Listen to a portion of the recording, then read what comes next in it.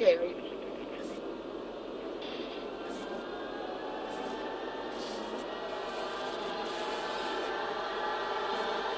are you recording, Michael? Hello, this is Michael Emery with TVOI News, and this is the Line in the Sand Hour. It's one of our first episodes, and I'm sitting here with Scott Bennett and Vicki Davis, as well as I, Michael Emery.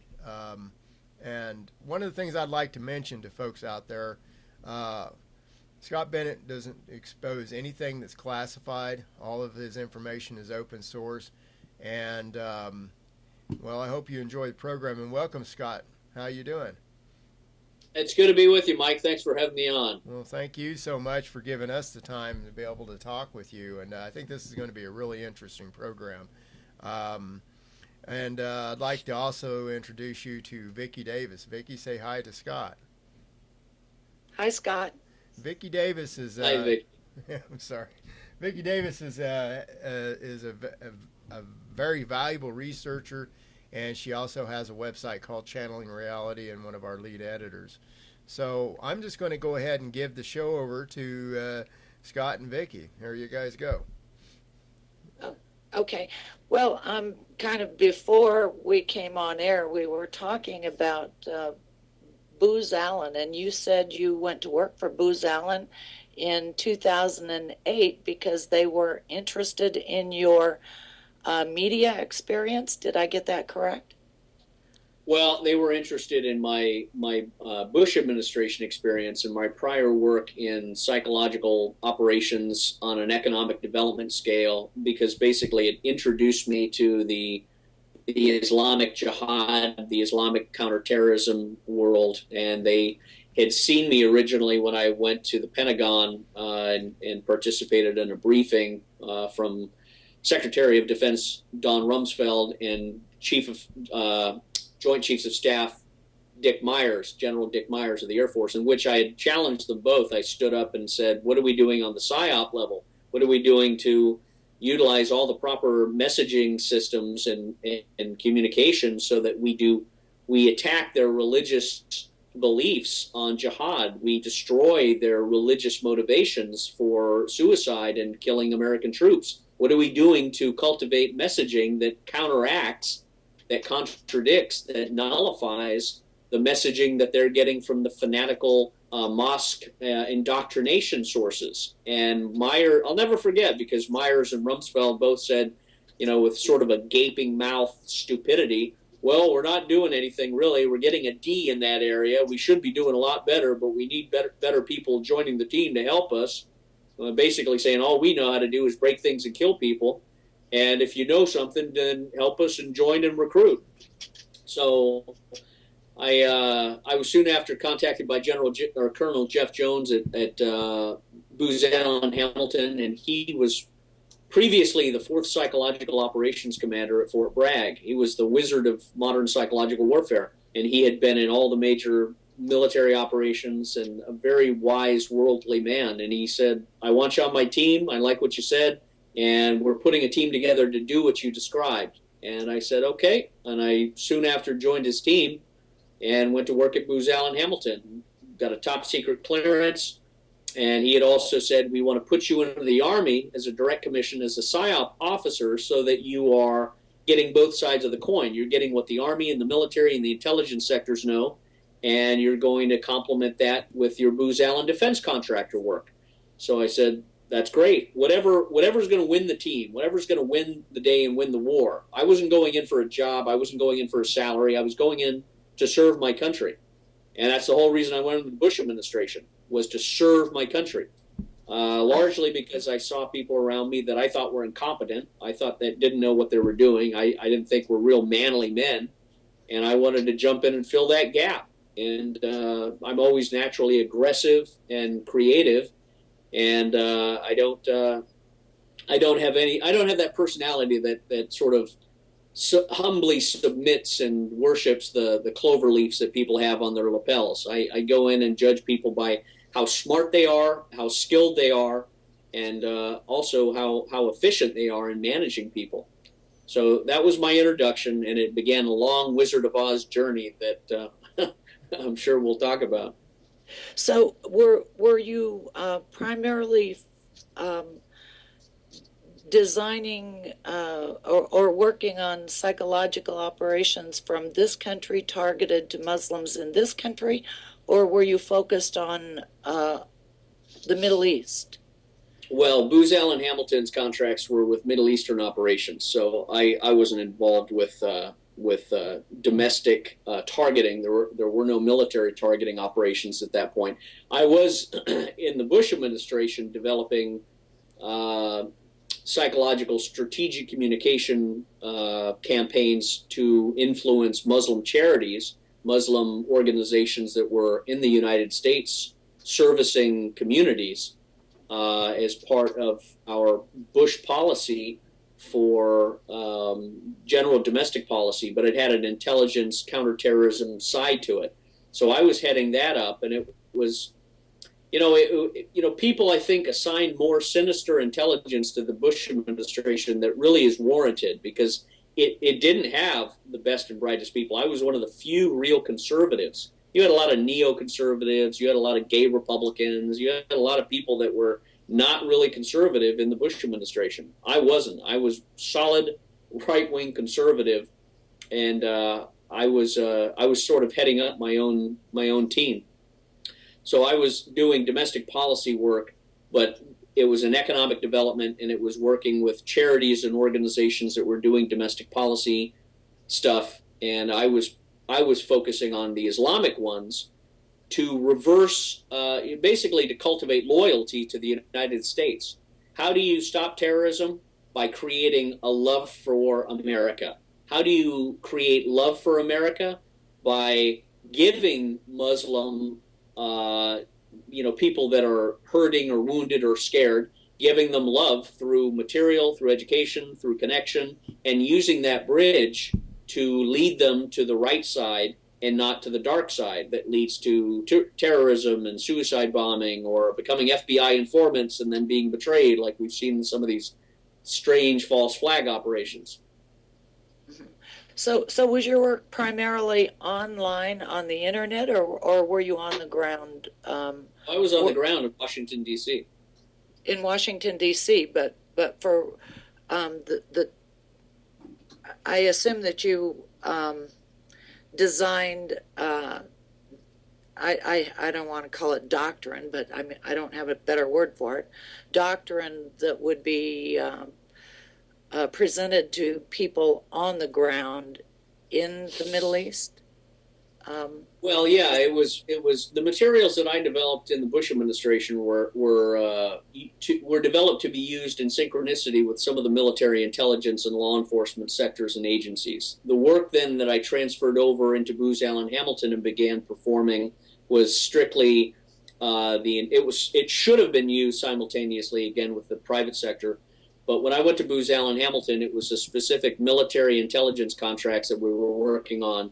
And I was positioned as the liaison officer to the U.S. State Department Counterterrorism Agency and U.S. Special Operations Command in Washington, D.C., as well as MacDill Air Force Base. So I was in charge of basically being the network source, the bridge between Special Operations Command and our psychological warfare military people and the U.S. State Department under Ambassador Del Daly, which allowed me the unique position of seeing some things such as the WikiLeaks cables that came out later about the Swiss bank UBS settlement issues, the State Department issues that Hillary Clinton facilitated. That came out much later. In fact, the last couple weeks, the story has come out that I originally saw back in 2008, and then I wrote about and tried to report as a terrorist financing issue in 2012. And it's the timeline is quite significant, because you can start basically from 2008 to present, and a lot of stuff has happened that we've tried to report that's always been buried, and it's been buried by men who really should be charged with treason against the United States because they're politicians. And I'm talking about Lindsey Graham and Marco Rubio and Ted Cruz and John McCain and Dianne Feinstein and Howard Buck McKeon and Peter King and Mike McCall and Mike Rogers, and in particular, the U.S. House Armed Services Committee, where Roger Zackheim, the son of my boss at Booz Allen Hamilton, Dov Zackheim, Roger Zackheim got my reports and sabotaged them, shredded them, did nothing with them. And my reports could have been used to save American military lives. So American military members, if they were standing and listening to me, they would be absolutely outraged and start breaking the furniture, because they would realize that they were betrayed and they were used as pawns and as cannon fodder, and they've lost their arm or their eye or their face or their lives or their brain or even their soul, or a family member has, because the wars have been facilitated through Swiss bank financing that I reported, and no one's done anything about it. And that was the whole point of the call to the Trump people today. But that's an indirect way of saying, when I was at Booz Allen Hamilton, the work I was doing was military, informational, counterterrorism, PSYOP oriented, and it was creating messaging and platforms that would stop the war and stop the jihadist, Sunni Wahhabist ideology. It was a very ideological combat operation. I think. Okay, so was I'm sorry, Michael. Was it tied to the economic development and components thereof, which would involve infrastructure or, well, just a number of areas involving economic development that really are a package? Were you targeting your psychological operations toward any particular aspect of economic development and jobs for people? Well, yeah, and in a sense, I had done that when I was doing my master's thesis, which served as the foundation for a lot of the work I did in the Bush administration. And that was economic development is the investment of a person's imagination, blood, and time and family relationships into the production of material. And inherent in the production of the material is production of reputation and your personality. And your personality and your material construction become one. They become synthesized. And there's value there. And once there's value, you don't have the inclination to destroy that which you create. So the inclination for destruction suddenly becomes less attractive, if not repellent. And that's the psychological warfare platform of economic development. You trigger in the person a desire for material creation, for reputation development, for networks and associations, and things that are along the path of commercialization, of capitalism. So I go to the very foundation of the emotional, intellectual core of entrepreneurship, of capitalism. And a lot of it I derived when I was director of special projects at George Mason University's Economic Development Center. And I worked again with USAID, CIA, Oxford Intelligence, MI5 on economic development in Eastern European countries and Southeast Asia. And I was in charge of a team that was doing that. And it was my introduction to how do you really get people motivated to do economic development, in particular in the Middle East? How do we cultivate the Middle East for commercial reasons? This was back in 1999, 2000. And it's fascinating and scary to me at the same time when I look to see what some of the, quote, neoconservative ideological patterns have been, because they seem to be taking material right out of my book and putting it in and substituting it as the religious heart of the Middle East. They're trying to transplant the religious heart of Islam with the commercialization economic development heart. And you can't do that. They have to work side by side. The religious component cannot substitute for the commercial or vice versa. And, I often, when I was at the State Department, described what I created was a human compass of identity, where the human personality has four poles. You have a north, south, east, and west. The north is your religious, spiritual pole, how you perceive God and your spiritual worship and your spiritual, nourishment, your ideological or church participation or whatever. Your south is your family, love, sexuality, marriage, children, parents, your whole family pole. Your east is your vocation, your profession, your economic development, that which feeds you, that which provides food and clothing, your vocation, your manifestation of personality and the expression of material. And then your west is your leisure, your social activities, your bowling clubs, your participatory agencies, your political affiliations, that which you spend your time doing, your buddies, your fishing, your dances, whatever leisure activities you're doing, education, reading. So those four poles exist in the human psyche, and those four poles were what I focused on. How do you impregnate those four poles with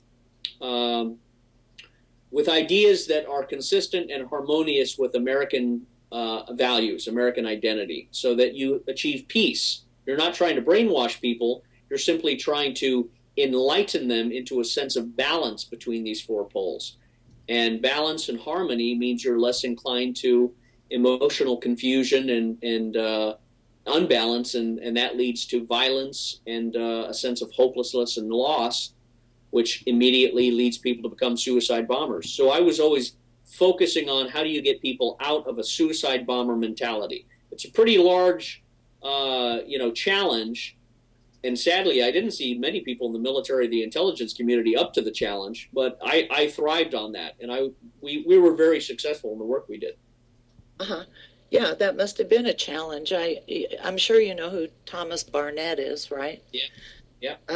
Yeah. Okay. Well, I listened to a presentation that he gave, and one of the issues over in the Middle East was that if you bring the internet over there, that supposedly, at least, is marketed to be as the future, the internet and all economic opportunities will be on the internet, but then you have all of the bad stuff that comes with it, which from just about any religious point of view, I don't care whether you're talking about Muslims or Christians or whatever, there is a lot of corrupting influence on the internet as well.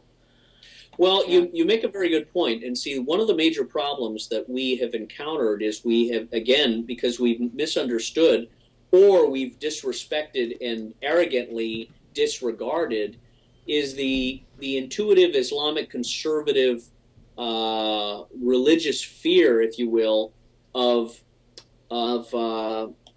trivializing or debauching the sexual dimension, the family dimension, the marriage dimension.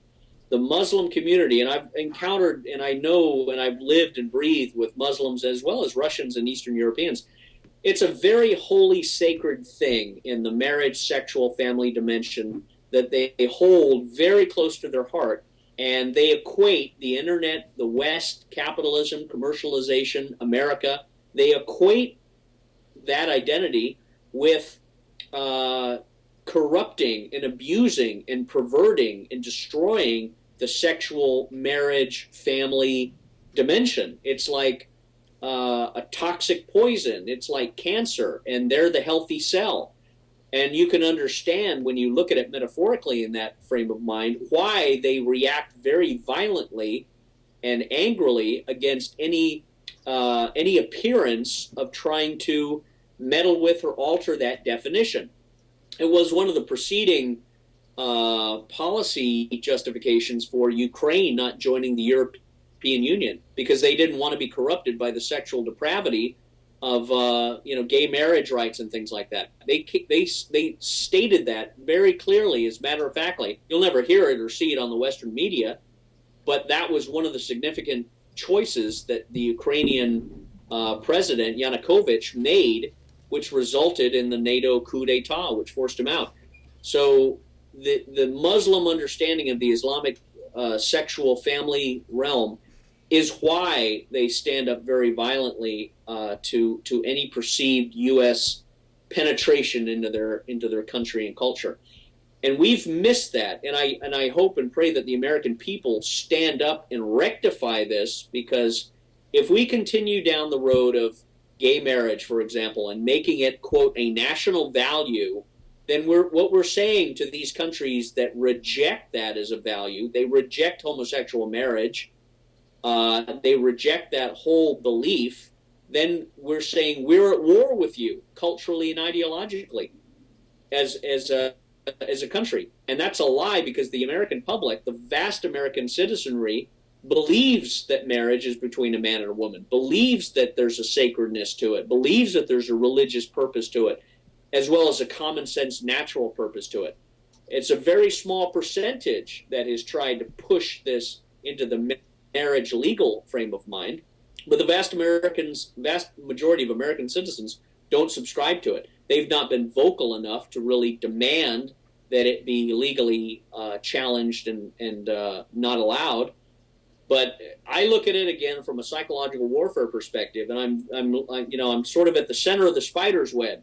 When I feel things starting to vibrate, I know how these things are going to work and how they're going to be perceived and how the domino effects are going to fall. And it's important because that's where we see our military assets now being invested. Invested in what, psychological? Well, no, our military assets, I'm meaning kinetic operations. We're now investing operations into, for example, well, the whole Middle East. We've tried to wipe down the sandcastles of their civilization and replant them, and instead we've caused chaos. And out of the chaos, what was once a disciplined, orderly governmental system, we now have a chaos of tribalism and fanaticism and bloodshed, and we're investing more troops into, and bombs and bullets and paying defense contractors to quell the Libya, Syria, Iraq uprising, which has resulted from our engagement. And the more we float a flag up the flagpole that has the rainbow stripes of the anti-family, anti-marriage color, the more the Middle Eastern conservative peoples are going to react, I think, violently, because they're not going to want to float that flag up there in their country because it contradicts their Muslim values. That's the point, is as a national policy, if we're advancing policies that are a thumb in the eye to the conservative beliefs and religion of the Middle Eastern peoples, they're not going to tolerate a thumb in the eye. They're going to react violently and reject everything American. And that's the sad part, is because they also reject, the good things that we try and share with them. Well, I think that this is all of the deculturalization program across the board.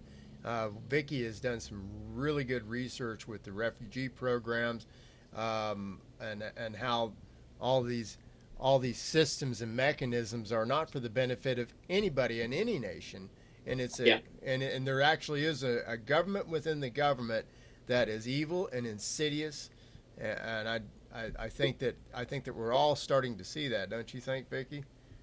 Oh, most definitely, because as you were talking about the offensive nature of this war against the family and marriage and everything else, that's what I see here in the United States as well. Yeah. They are putting their thumb in our eye, the same as they are over in the Muslim world.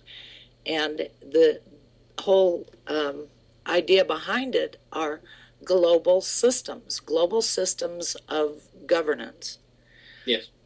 And that's where I first encountered Booz Allen Hamilton and their engagement. They're the ones that designed the infrastructure for what was then called the North American Inland Port Network. And essentially what all of these systems, they come together as port security, but they all eventually tie in together for total information awareness.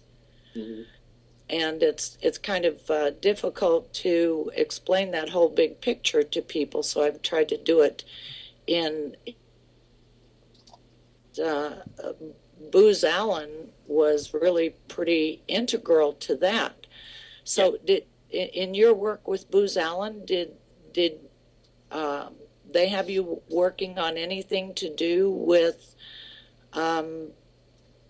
propagandizing for economic development as they were designing and implementing port systems in the Middle East on the Silk Road and so forth?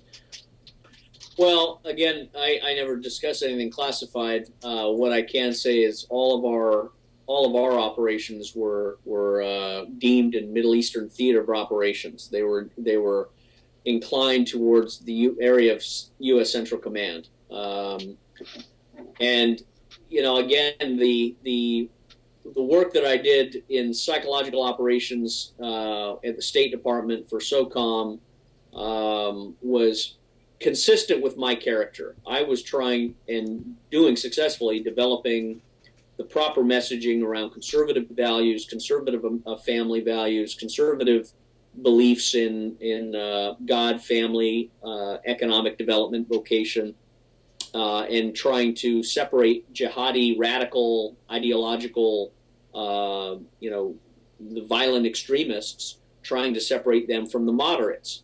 And one of the usual tools that we encountered was you've got three layers. You've got the top layer is the red hot suicide bomber, the guy that goes in and blows himself up. The second layer are the people that believe the same thing he believes, but just don't blow themselves up. And they're the enablers. They give them homes and cars and cover, and they do the infrastructure sort of stuff. So they're the managerial level. And then the third level are the people that believe that and just want to give money and disconnect from it. They want to give to the jihad, but they don't want to do it themselves. And a lot of that is the Gulf nation people, the Gulf nation governments like Saudi Arabia, Qatar, Kuwait, Bahrain, all the Sunni, Salafist, Wahhabist countries. Not Iran, not Syria, but the Gulf nations. So the team that I worked with were in a sense also very flabbergasted that the Bush administration and then the Obama administration were not getting it with regards to the Salafist, Wahhabist ideological connection to extremism. We were basically allies in allowing the funding of the enemy combatants that our troops were fighting against. So we were working against ourselves, and we just couldn't understand it. And we thought, are these people just stupid, or are they corrupt and wicked and evil, and they're doing this for a purpose? Are they betting on both sides, as we saw in the bank scandal? Encouraging customers to invest in one thing and then betting against them, betting on the counter investment. That seems to be what we were doing in the war on terrorism. It's a demonization program that's classic, like they did in World War II. But the American public do not understand that there's two radical sides. Look, Christianity has a radical side. So does Judaism. Look, they call us Gaiams. You can find people that are with enough money to worship the Stay Puft Marshmallow Man. Okay, so that's what we have, is we have somebody that's encouraging, like in Lawrence of Arabia, putting forth programs that encourage the radical behaviorism, do not give the protection to the real people, which is what you were trying to do, is say, hey, let's enhance these people, but there's our real enemy, and they're lying, and the media has blurred it so nobody understands what Sunni or Shiite is. Yeah, this is right. What I've found, and it's an insidious thing that is omnipresent now. Yeah. Well, the whole strategy of the global system is to use foreign direct investment. So while the bank over in Switzerland is financing terrorists, basically, in the Middle East, if that's what you're saying, the same thing is happening here, where Saudis are financing terrorists in our country. When I diagrammed it, I called it crisscross, double cross.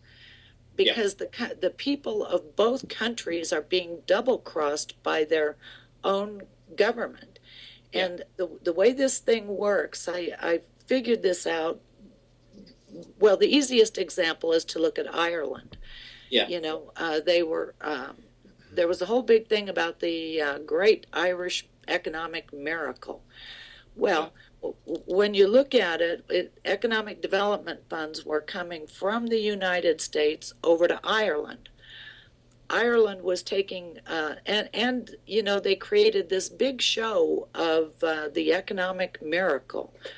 Well, as soon as the money runs out for economic development, which I believe is what finances the infrastructure systems that ultimately will be used to control the society. Yeah. I think they've decided to use computer systems as the mechanisms of control rather than military control. It's like 21st century, the panopticon in cities. Yeah. But anyway, they take a portion of the money that goes over to Ireland for economic development, and then Ireland invests somewhere in Africa. And so it's kind of like a shell game. Mm-hmm. And the terrorists really are destabilizers, because in order to rebuild a society from the ground up, systems from the ground up, you really kind of have to destabilize everything. Yeah, creative destruction. Yes, Jack Welch, he was the CEO of GE. He said his idea of change management was that you take a hand grenade, pull the pin, throw it into the business that you're trying to redo, blow it all up, and then you start with change management.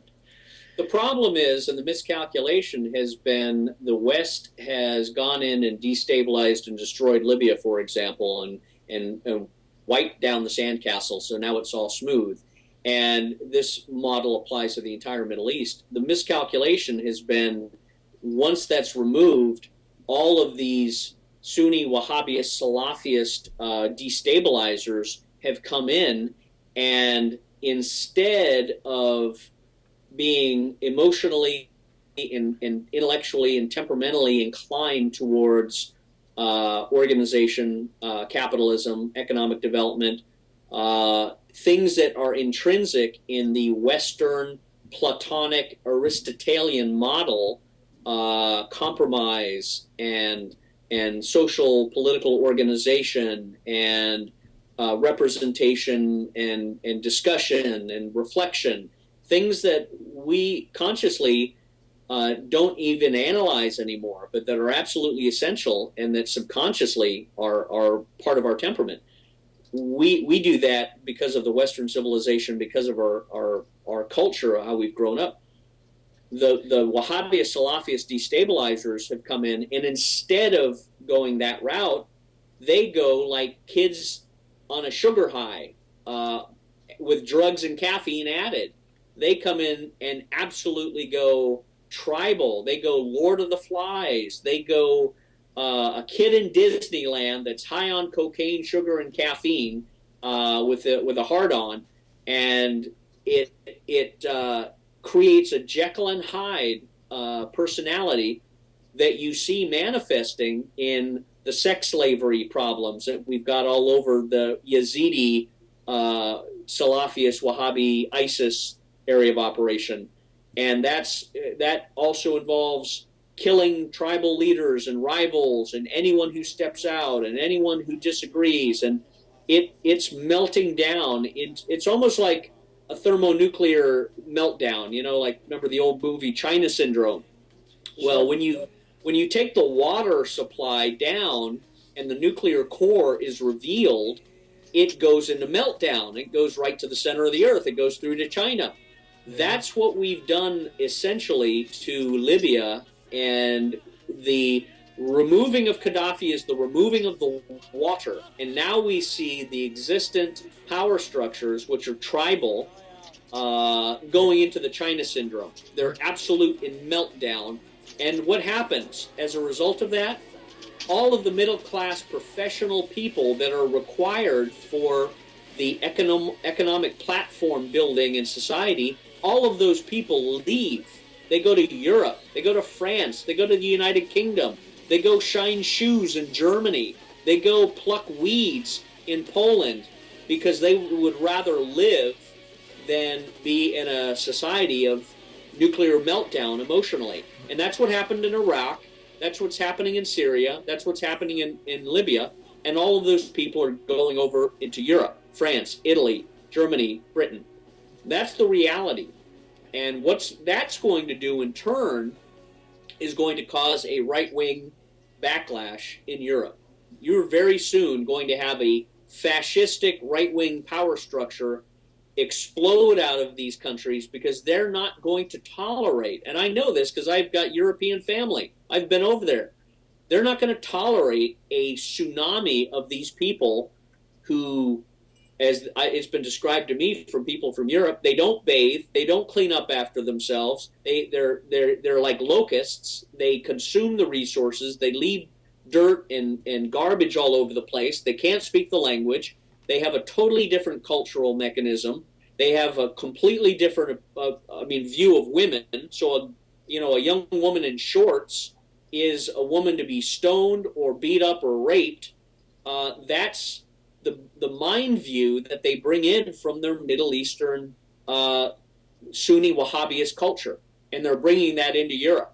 Europe will not tolerate it, and they will react very violently. And I think intrinsic in that violent reaction is going to be a rejection of America and a reorientation of their loyalties to Russia and Iran and China, because America is forcing Europe to be married to this monstrosity, this human wreckage tsunami.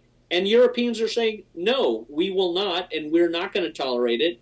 And you're very soon could have criminal charges against key European leaders and new elections with new people standing up saying, basically, my first priority is to stop this inflow of refugees from around the world and cutting off American influence and forcing us into being subjected to this. It could even warrant United Nations criminal charges and hearings of a Nuremberg level being leveled against the United States for facilitating this human catastrophe. Well, if and when that ever happens, there'll be people here in the United States that'll be wanting to testify against them also, because they're doing the same thing in this country. I don't know if you've been following this refugee resettlement issue, but they are bringing in refugees as fast as they possibly can, including refugees from Syria and Libya, the Middle East, all over the place.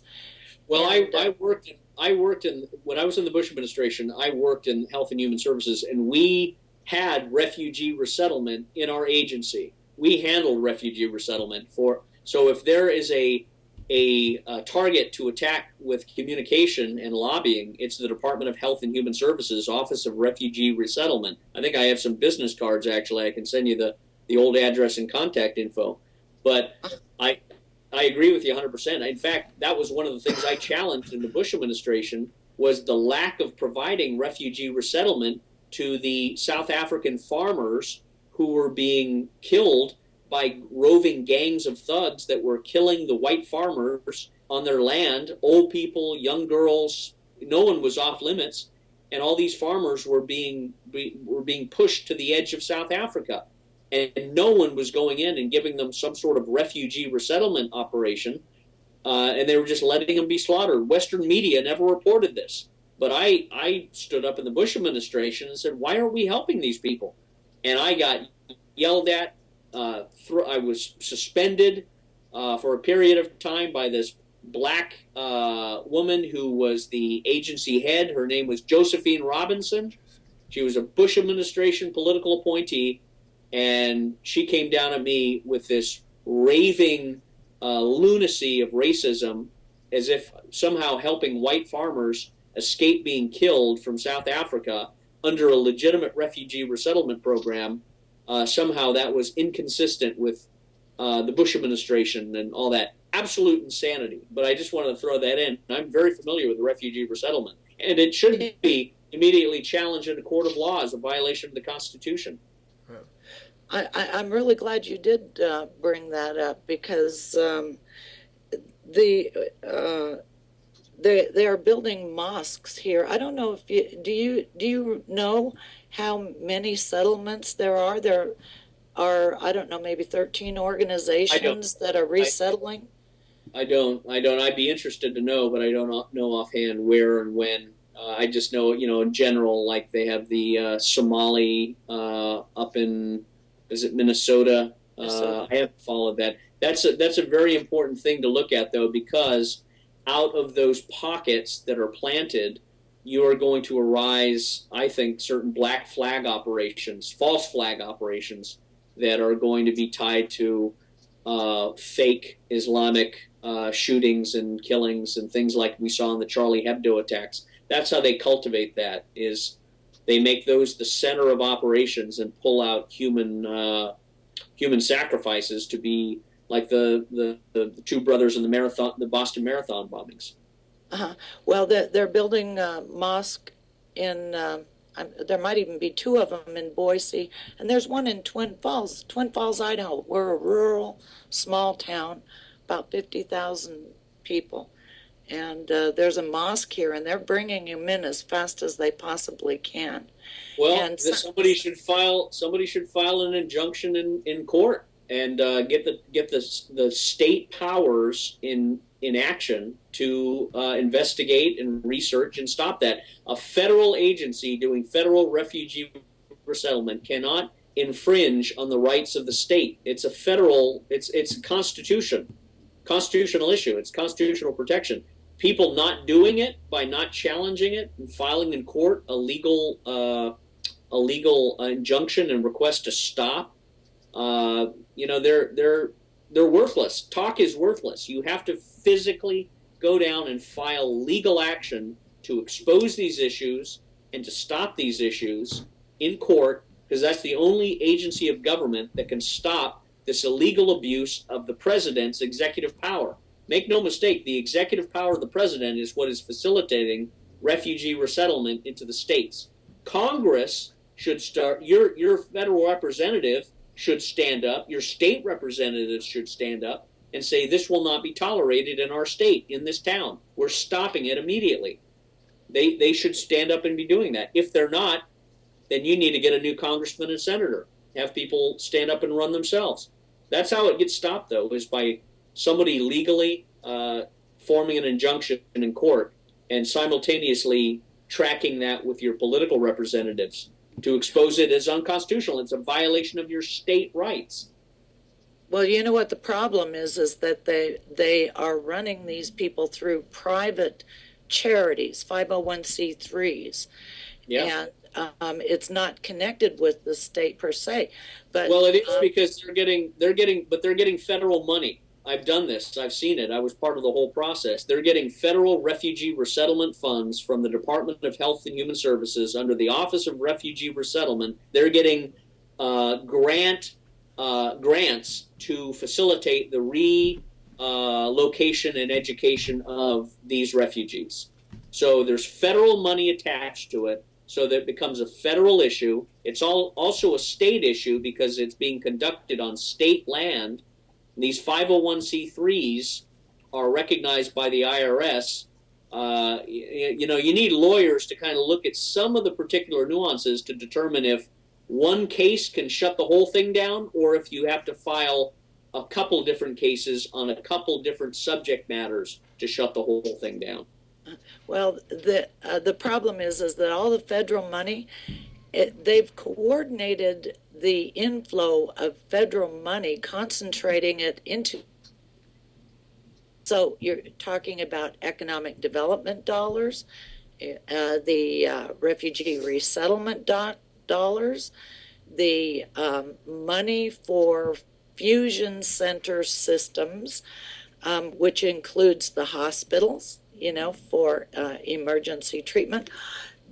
That's the danger of these whole of the whole design of the corporatized government systems that. Yeah, but you have to understand. You have to understand one thing. In these federal grants, it is illegal and a violation of federal law if one single dollar that is authorized by Congress to be spent on refugee resettlement, if $1 is spent on a hospital or a school or something outside the purview, outside the mission statement that was included in the grant application. I know this because I did that for a living under the Bush administration. And you can immediately challenge the entity, the 501c3, as being in violation of the federal grant. They're not doing what they said they were going to be doing. They're misspending money, and they're using the money for other things other than what the Congress authorized it to be used for. So you could bring in your federal representatives to say, hey, these people in Minnesota are stealing money because they're putting the money to other things. They're abusing, and they're not fulfilling their grant contracts. So you can file multiple complaints and legal actions to stop it based on their misuse of federal funds. That's very interesting because this 501c3 in Boise has subcontracted refugee resettlement to the College of Southern Idaho, which is a community college. So they've basically, this group called Janus has basically extended their reach to the community college here in Twin Falls, and it's become a big part of the community college mission is the resettlement, and you can see why, because they're bringing in, at least $500,000 or it's more than $500,000. Yeah, usually the grants. $450 million, $500 million a year. Well, what I would do is construct a target list of the entities that are attached to the operation. You have the university, the two-year college you refer, you have the subcontractors, you have the contractors, and the Office of Refugee Resettlement out of Health and Human Services, and any other agencies they've got a grant from. They often do that. They'll get a grant from HHS, and maybe the Department of Agriculture will have a grant. As bizarre as that may be, they write these grants for discretionary funds. So you have to assemble your target list first, and then you reverse engineer a legal complaint based on constitutional violations. You may simultaneously file a contractor fraud and look up the statutes on contractor fraud, because they're abusing the funds, they're misappropriating them, and they are misspending corporate funds on things that are, basically you can say they're spending funds on things that are unconstitutional. You are, creating a grant program to educate, for example, women how to be better prostitutes. Well, wait a minute, that's illegal in the United States, so your whole grant operation is illegal, and it's in violation of the laws of the land, so the courts need to immediately stop it.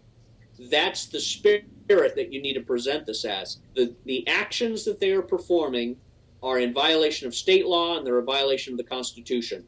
And that immediately can stop the influx of these immigrants and refugee resettlement. And that can also immediately invoke the participation of your state and your federal Congress and senators. Well, I wish that were true, but they bring in so much money to this state that I'm actually afraid that they've really bought our politicians almost lock, stock, and barrel. Well, remember, you don't need to be a lawyer. You don't need to be a lawyer to file a federal complaint. You just need to go into the federal courthouse and fill the forms out and file them. If you can type them, even better. But you don't need to. You could write it on toilet paper and take it into a federal court and file it as an official complaint of violation of law. And that's what people need to do. And you should be assembling teams of people who are lawyers who go to church, so you have an institution to bring people around. You have a Bible study that begins to look at this to say, how are we preserving our community and our culture and our country, and getting a team of people, 1 to 3 people, to start working on the legislative, legal side of this. And that's how you need to move forward, is assembling a team to work on this problem. And there should be leaders that stand up in your church, stand out by the parking lot after a Sunday service and hand out a flyer saying, we're putting a team together to begin to pray and formulate a response to this. Because we cannot, as a society, be bringing people into this country who do not want to assimilate into the United States of America, and they do not want to assimilate into our land, into our laws. If you want to have Sharia law in your own personal behavior, that's fine. But at the moment it contradicts state law or federal law, that's not fine. And state law and federal law trump. So we need to make sure we're not bringing in these cancers. But that's how you need to do it. You can't do it as a lone soldier or Don Quixote. You need to have a team of people assembling. And my prayer is, and expectation is, you'll have people in your churches that are conservative, that are legally and politically astute, that are, smart business guys, business women. Probably a lot of the women's groups would stand up because they don't want to be thrown into a burqa. They don't want their daughters, accosted or raped by men who don't have the same values as your community has. So they damn well better stand up and be active. If they don't, then, maybe the country is so far gone they don't deserve to have freedom anymore. Well, one of the things that I've exposed, and many others, is within the Benghazi situation, the Orwellian nature of treason within our Department of Justice. What we have exposed is some of the most monstrosity of evidence, like with the stand down and the cover up and the initial all the information that's been brought out with Trey Gowdy within the congressional session. So what we're hitting on is the illegitimacy within the command and control of the Department of Justice by the legal teams that they have. How can you have justice when our national security is just a joke? And so if we do a two-pronged effort, the effort you're talking about by getting our groups and organizations to file these federal charges and stuff, as well as exposing that within the state we have power, but the federal government's judicial body has been compromised. I think that is a very good way to start it, and to expose that first, and also provide these other charges along with that and compound it to them. In that way, maybe within our state we can get somewhere. Well, you're exactly right. The Department of Justice is notoriously corrupt and should be tried for treason. Just based on my experience alone and the reports that I filed, and the discovery that I made is that Eric Holder and Lanny Brewer, who worked for a law firm, Covington and Burling, that represented these big banks that were financing terrorism, they joined the Justice Department, and then they coordinated with Hillary Clinton to prosecute Brad Birkenfeld, who brought over all this Swiss banking information. Massive complicity. Go ahead. Yeah, complicity. Then they went back to Covington and Burling, and then Roger Zackheim, who got my reports at the House Armed Services Committee, he went to Covington and Burling.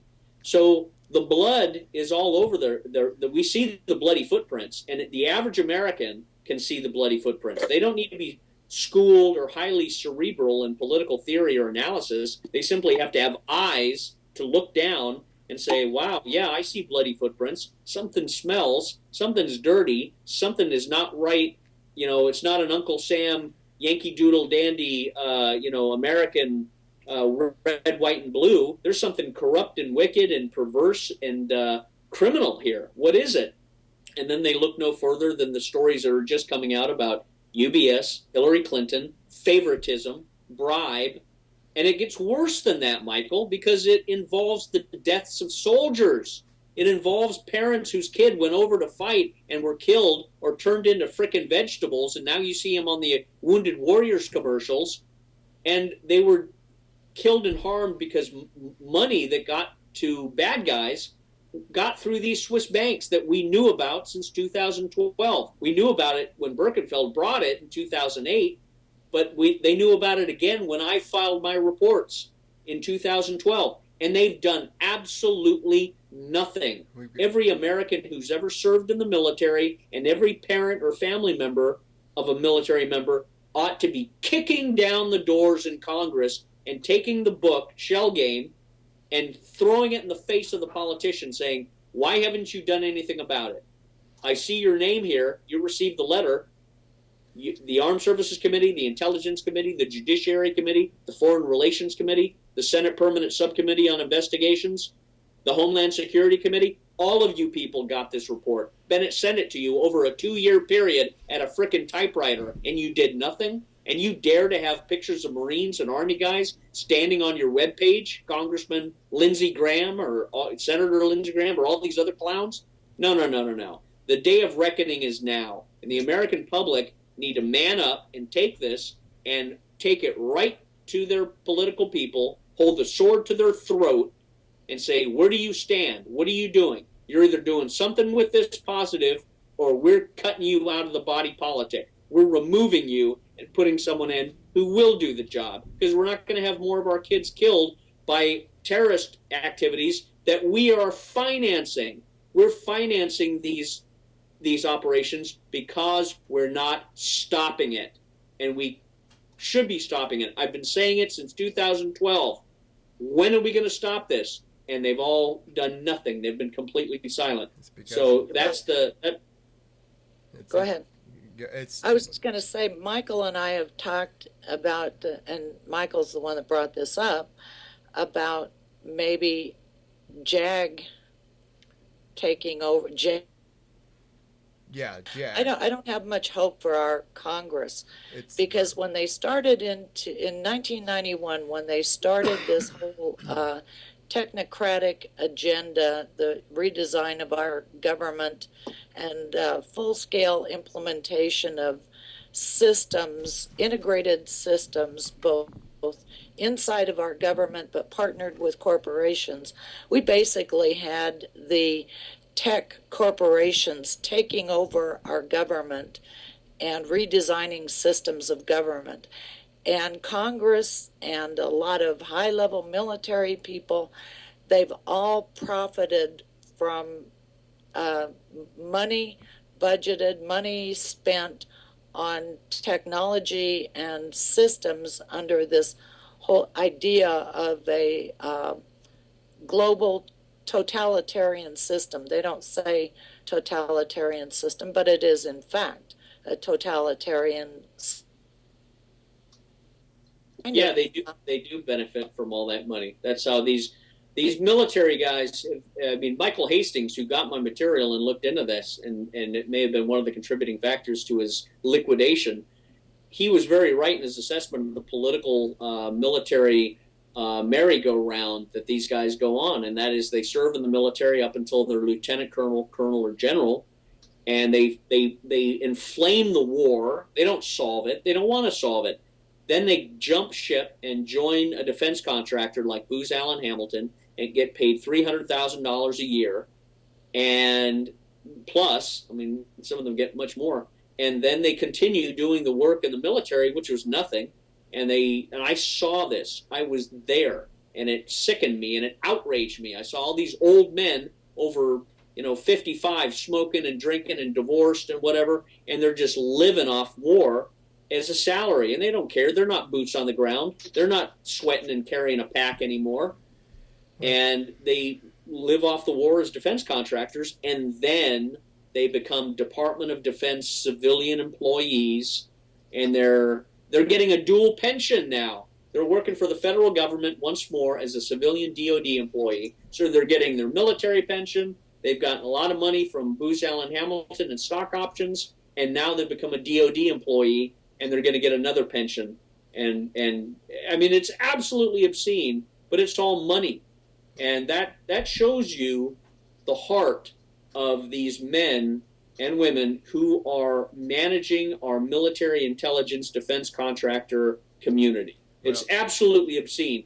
But the politicians on Congress, I remember writing Henry Waxman, who has the audacity to stand up and challenge Halliburton and start to call into question all of these defense contractors.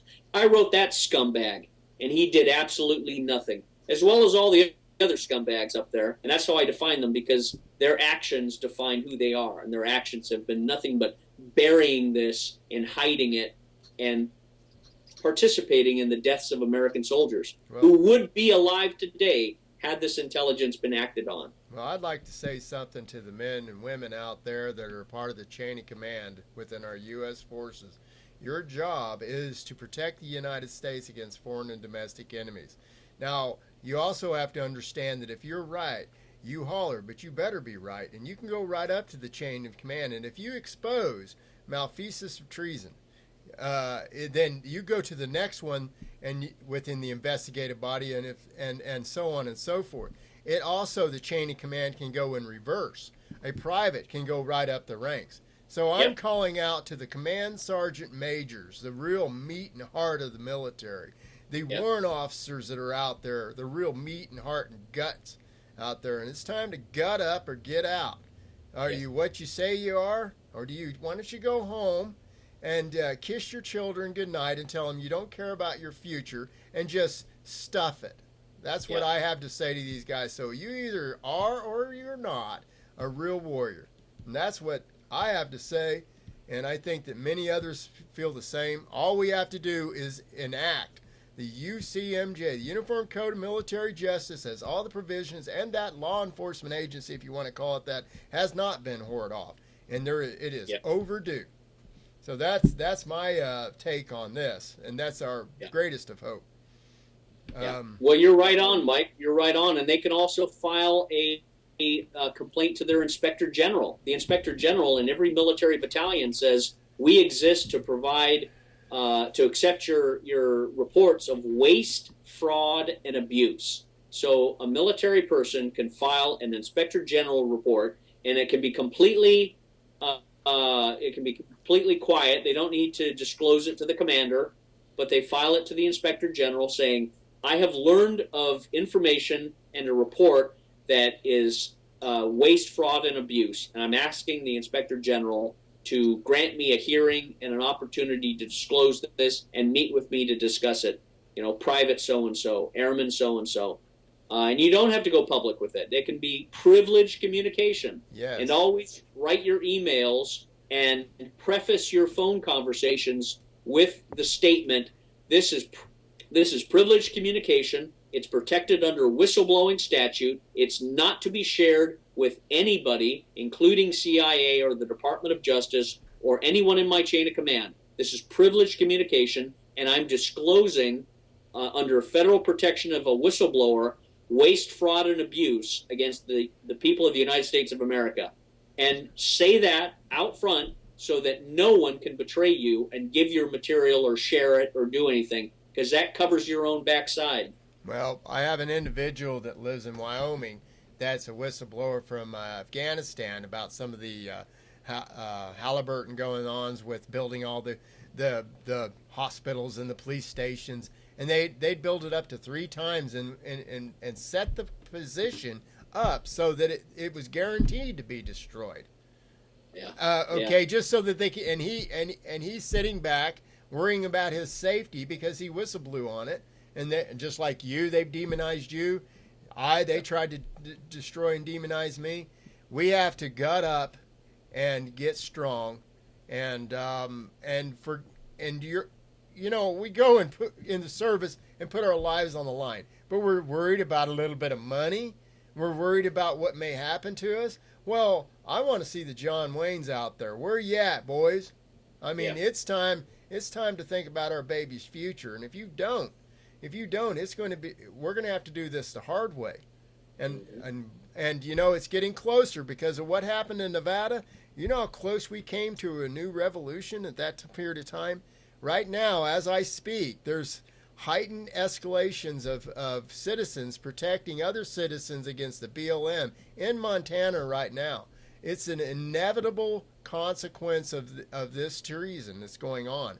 So, guys and girls inside the military, you want a hot transition, we'll get our freedom back, but that's what you're guaranteeing by your inaction. You are literally risking thousands upon thousands of innocent lives in our own nation right now by your inaction, because there's many people that aren't going to put up with it, and within military and law enforcement especially. So I come from a world where I did undercover work, and I was horrified that the ones that were supposed to be stopping the drugs were bringing them in. Yeah. The chain of custody with all this treason and criminality is so far and wide, it's Orwellian. But I wanted to inject that and say, let's have some peace and protect the peace by stepping up to the plate. And I don't know what anybody else thinks about that, but I think that that's the best form of solution is preemptness.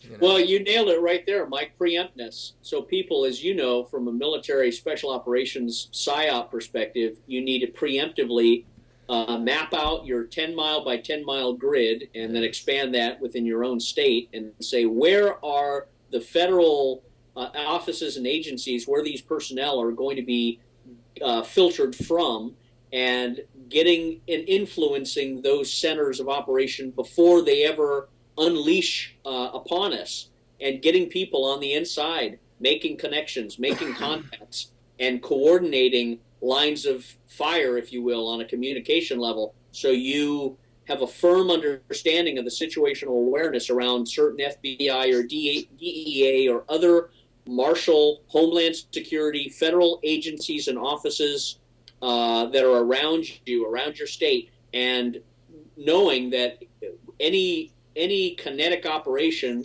masquerading as a Homeland Security threat, counter maneuver or something, you know where they're coming from. You know where the forces are going to be pouring out from. They're going to be pouring out from those offices that are located in your state. They have addresses, so you need to begin to map those out so that you can influence them, so you can have people on the inside. Guess what? That's already been attained to a massive effect. One of the reasons why Nevada turned into what it turned into and became violent is because people in the BLM put those contractors in a kill zone, so it's an absolute. What's also going on is, like, I built thousands of weapons and mentored back and forth with law enforcement, and so have others. We broke the entire system is decompartmentalized. There is right now it's an illusion, and I'd like the people that are on the other side of the fence that serve these treasonous monsters to understand something. You're on the wrong side of the fence. The good people with heart and a moral character are looking at you. And so you've got a very brief window of time to make a decision on what side of the fence you're going to be on. And you know what? Live and let live. I think a lot of people would overlook a lot of monies they've taken and everything else just to get our nation back. So, like you said, let's keep it under the wraps. But as this starts happening, what happened in Romania with Ceausescu is about ready to happen worldwide. And the Secret Service guy standing next to this criminal politician will turn him over within a snap of a finger. Yeah. But the ones that are hanging in there right now need to realize that the guy standing next to you feels just like we do, and that are thinking about their babies.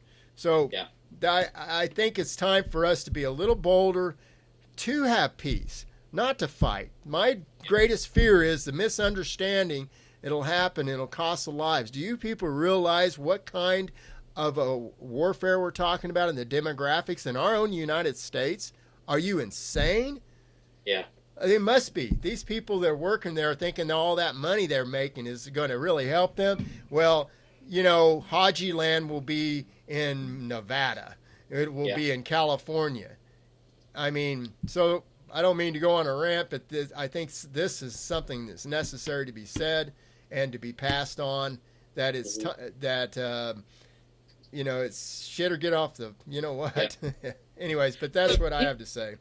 Well, you know too, Michael, that they won't retreat. People like you and I and who have served, we know when things begin to bubble over, we don't retreat because we don't want to encourage further attacks, further bloodshed. So when things start to come out, that will trigger a forward initiative, a forward engagement. We will not retreat. We're not retreating now. This operation is an engagement. This is a forward, Yes. leaning forward attack, and it's not kinetic. It's informational. It's PSYOP. It's info operations, but it's getting out the communication. But it is forward leaning, and we will only continue to forward lean. And if it's triggered, it will be a forward leaning with appropriate measures and the utilization of technology, which you mentioned previously. But we're not on our heels. We're not retreating. We're not pulling back into a cave or a hidden land in Idaho or Colorado. We're advancing, and we're identifying targets to say who's with us and who's not. That's exactly right. That's where we're at. We've already won the information war. That is key. He who knows the truth of the field wins.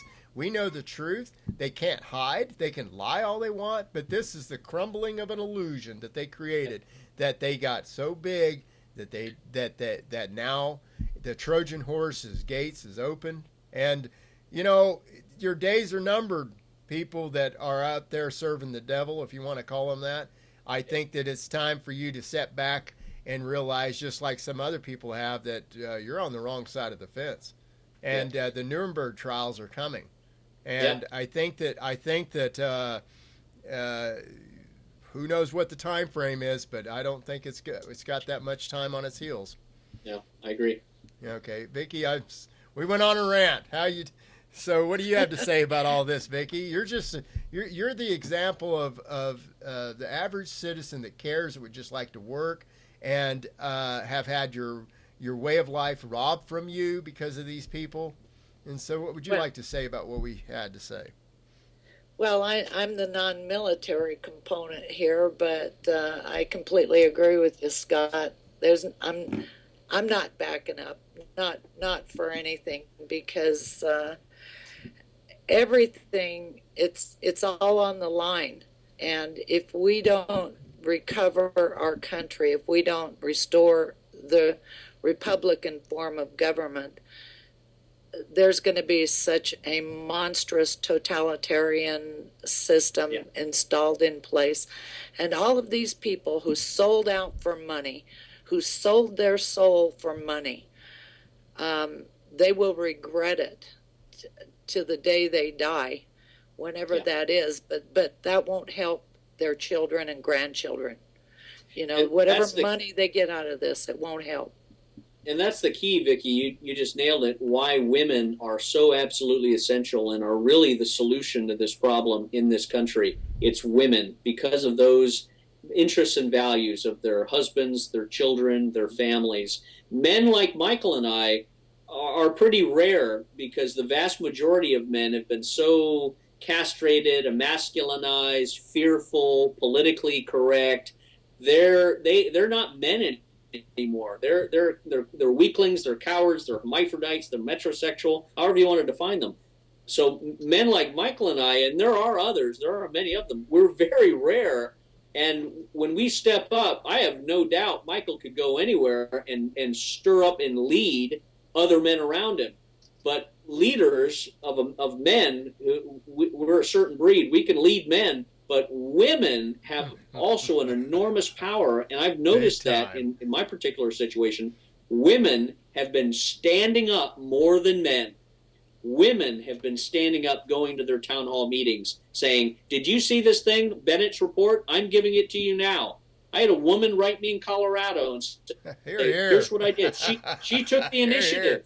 She took the initiative and went to a town hall meeting and took this up and hand-delivered the material to her congressman. A man never did that. How disgusting and pathetic and cowardly is this country, where a man doesn't do that, a woman has to do that. And she did it out of a natural instinct to protect her children, her family, her community.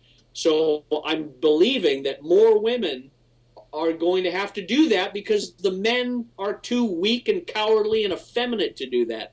The present company excluded, of course, but that's the reality of the condition of the troops and the citizens that we have. There's few men to lead, but much more women who I think will instinctively rise up. Hey, you know, I helped set up Oath Keepers with Stuart Rose as a test bed to check how we can lock it out so it can't get PSYOPed and stuff. And this is back in 2008 and 10 and 11. And we set up a booth around a bunch of bikers, Billy Badass bikers running around. And the women come over and ask questions and stuff. And the men stood over there going, well, you know what, guys, you can posture all you want, okay? Yeah. But a man in the right that has heart, that leads his sword and his shield with love, is far stronger than you ever will with your stupid patches and stuff. So you go ahead and blow hard around and stuff, you know, and get out of our way, okay? Yeah. And the women out there, cheers to you. My God, I have seen so many women just... How many women are in the Patriot group, Vicki, out here compared to the men? A lot more women than men. That's right. I'll tell you that.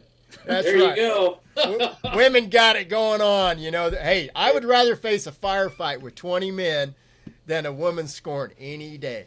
There you go. Nothing more. I'm horrified. Kit and hand grenades everywhere. It's terrible. Oh, hey, so Vicki, if you could say anything to the people that are listening right now, to the men, the real men out there and the real women, what is it that you would say, Vicki, to them? I mean, as a mother and stuff. Please stand up. We need you. We need your help. Because even though while women are very strong and they are standing up, doing the research, doing what we can, it's still true that you need a man's voice to stand man to man with those weak spine. Because no matter what information you present to these political whores, for lack of a better term, they will blow off what a woman is saying, but they won't do it to a man. And that's the truth. Yeah. Right, absolutely. You got that, guys? It's time to gut up or get out, you know?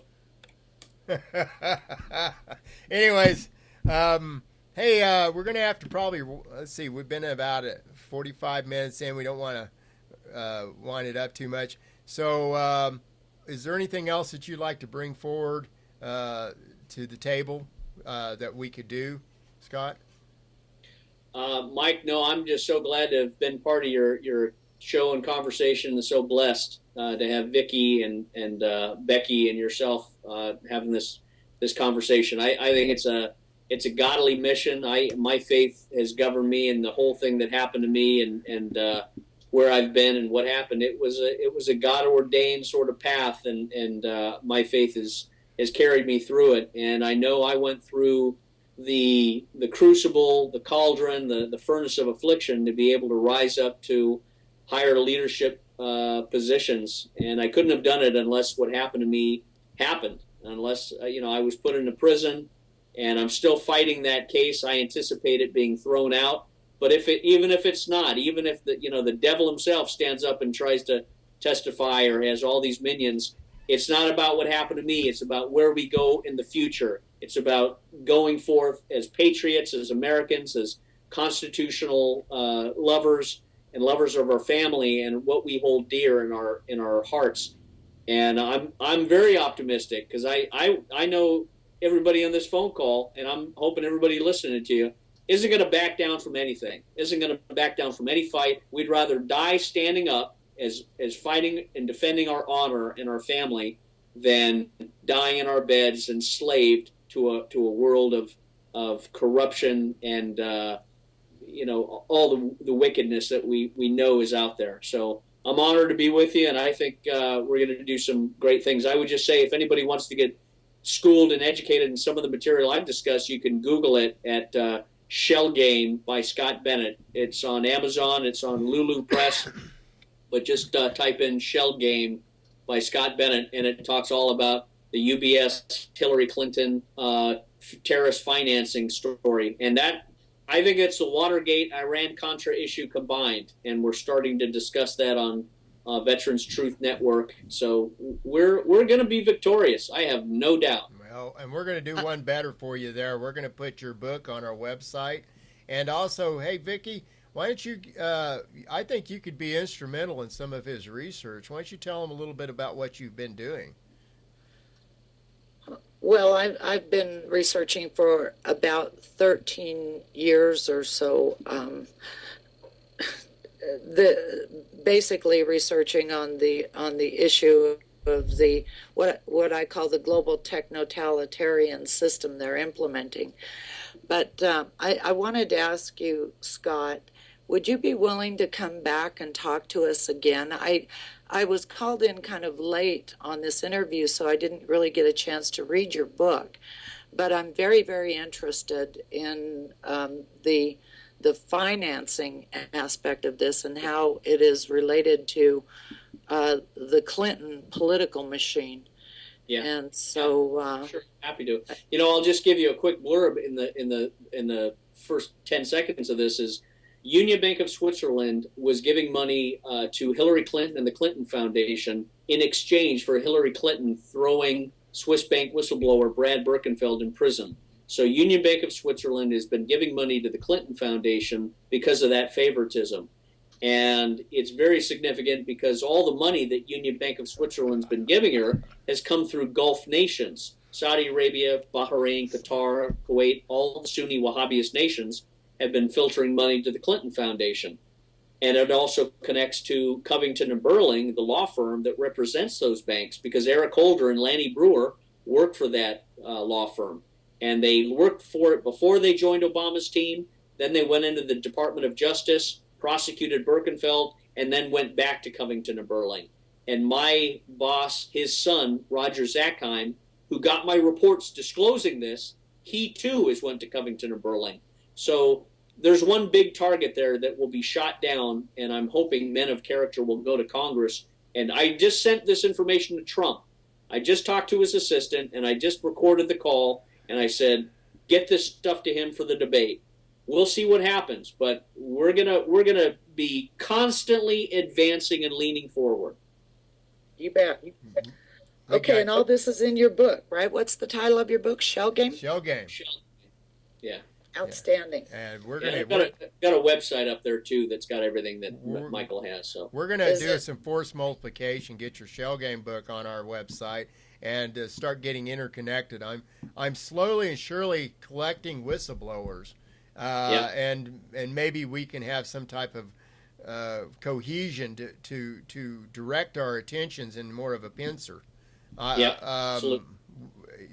I want to thank you so much for being on the program. You have Vicki's Skype right now, so converse back and forth with her. I think you two would make a really good team to help force this stuff an issue. And maybe what we can do is use what we're doing out here in Idaho as a guinea pig for others to follow for something that can have solutions. Yeah, absolutely. So Vicki, thank you so much for joining us on this program of Line in the Sand. And Scott, thank you so much for being with us. And I'm looking forward to the next interview. I really am. Well, thank you, Michael. Thank you very much. Thank you, Vicki. Thank you. Bye-bye. Bye-bye. This is TVOI News. You all have a good day.